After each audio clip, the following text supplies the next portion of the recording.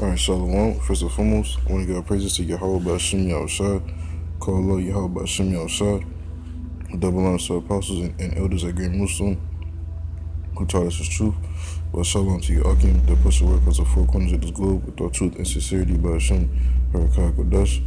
And it's pretty much, that's why I'm getting a quick lesson, to really touch upon, the time, that the great melting, is near, and we're seeing, these major signs is coming, the wars and rumors of wars, and we're all breaking them down to you, all according to prophecy, because in the end, of Babylon the Great, I'm saying, it will be destroyed by fire, all according, through the numerous prophecies, with the great whore, all being burned with fire, that little horn in Daniel 7, by fire, and if I'm not mistaken, even in 2nd Ezra 11,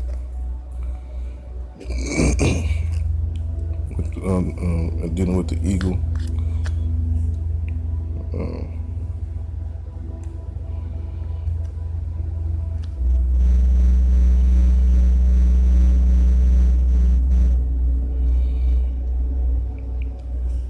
So like you just bear with me. This is 2nd Ezra. I'm gonna just get like a quick verse. The 2nd Ezra chapter 11, verse most likely I think it's chapter 12.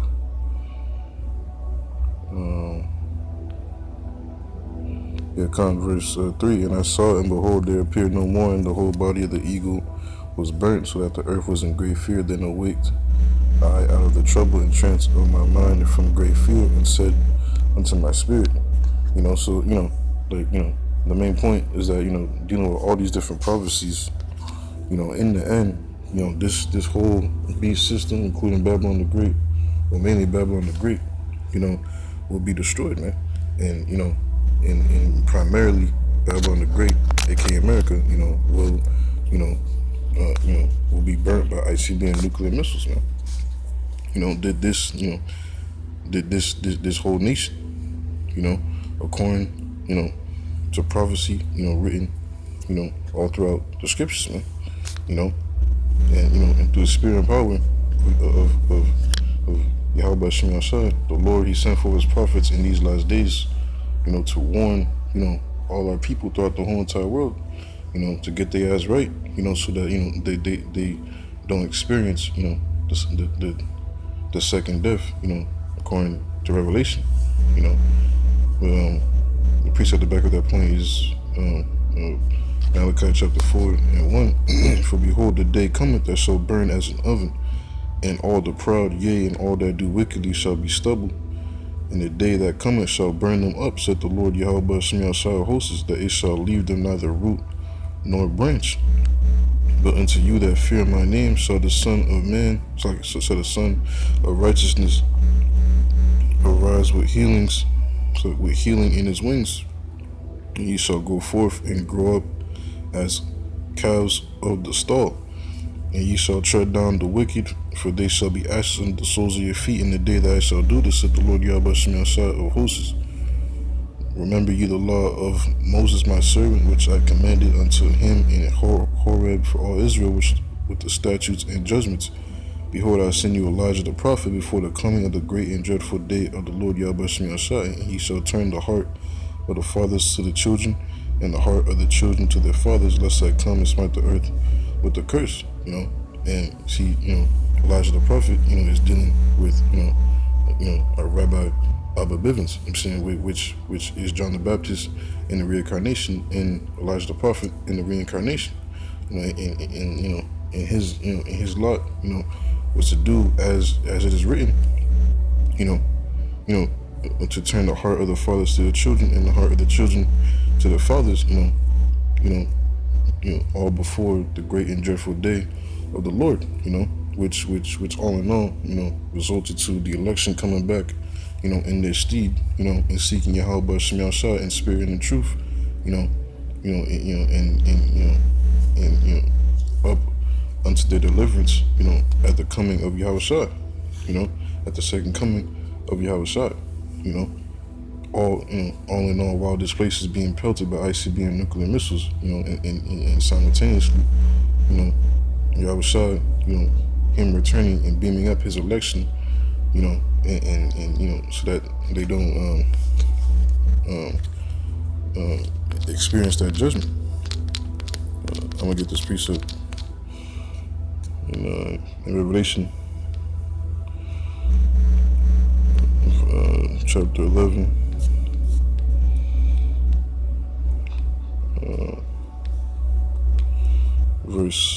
Verse 12, and they heard a great voice from heaven saying unto them, come up hither.